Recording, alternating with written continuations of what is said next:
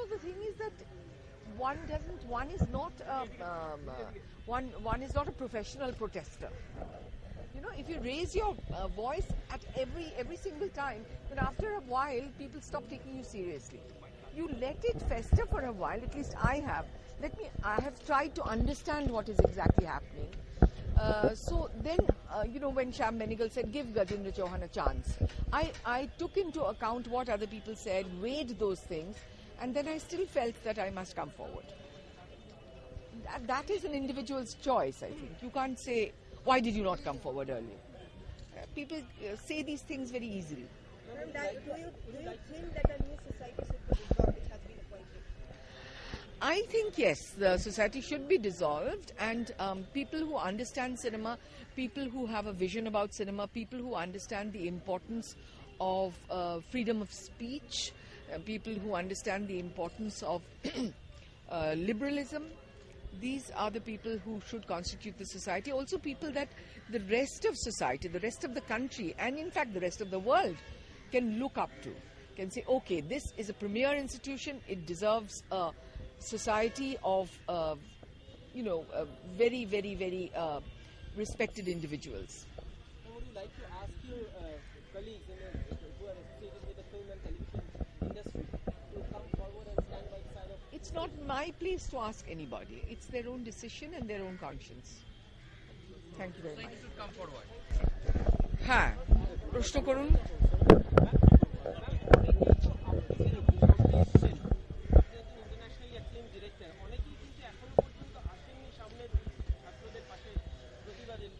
ঠিকই, হ্যাঁ, তাদের সকলেরই উচিত যতদূর সম্ভব এগিয়ে আসা। আসলে আমার মনে হয় মানুষ খানিকটা মানে এত দিকে এত রকমের প্রতিবাদ করতে হচ্ছে, হয়তো কিছুটা ক্লান্ত হয়ে পড়ছে, বলছে মানে নিরাশও হয়ে পড়ছে মানুষ, কিন্তু তা সত্ত্বেও আমার মনে হয় যে প্রতিবাদী কণ্ঠস্বরগুলো শুনতে পাওয়া দরকার। হ্যাঁ, আশঙ্কা তো হচ্ছেই। এখন তো সমস্ত জায়গায়, শুধু যে এফটিআইআই তা না, অন্যত্র যেখানে ওরা পাঠ্যক্রম তৈরি করবেন, সেখানে যারা পাঠ্যক্রম তৈরি করবেন তাদের নিজেদের মতাদর্শ এবং ধর্মের আদর্শ, এই জিনিসগুলো তো এসে যাওয়া সম্ভব, এবং এসে যাওয়ার একটা আশঙ্কা নিশ্চয়ই আছে। না এলে খুব খুশি হব।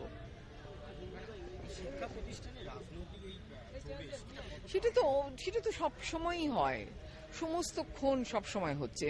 এগুলো তো বন্ধ করা দরকার। মানে একটা সময় সে যখন রমিলা থাপাররা লিখছিলেন, তখন বলে এরা সব লেফটিস্ট হিস্টোরিয়ান, এদের লেখা মানে করাপ্টেড, মানে বাই দ্য লেফট আইডিওলজি। খানিকটা ঠিক, যে কোনো আইডিওলজি, আপনি তো কোনো পলিটিক্যাল আইডিওলজি আপনার নেই, এটা তো হতে পারে না। সেই আইডিওলজি ন্যাচুরালি আপনার ভাবনা চিন্তাকে এফেক্ট করবে, এটা তো স্বাভাবিক। কিন্তু তা সত্ত্বেও একজন হিস্টোরিয়ান, আর স্পেশালি রমিলা থাপারের মতন একজন মানে সর্বজন শ্রদ্ধেয় ঐতিহাসিক, তার সেই উদারতা আছে, সেই মতের যে উদারতা এবং সেই লিবারেল আউটলুক যেটা আর কি, সেটা রয়েছে। তিনি সেগুলো নিজের মানে মত চাপিয়ে দেবেন সমস্ত এভিডেন্স না দেখে, এরকম ধরনের ঐতিহাসিক তো তিনি নন। যাই হোক, সেটা তো একজনের কথা বললাম, কিন্তু সর্বক্ষেত্রেই আমার মনে হয় যে একটা আশঙ্কা আছে। আমি বলবো না যে এটা হচ্ছেই, কিন্তু একটা আশঙ্কা তো রয়েছে। সরকার কেন চালাবে, কেন প্রাইভেট আসবে না? এখন কোনো প্রাইভেটাইজেশন হলে একটা ভয় থাকে যে তারা শুধু প্রফিটিয়ারিং এর জন্য করেন, এইটা একটা ভয় থাকে ভীষণ।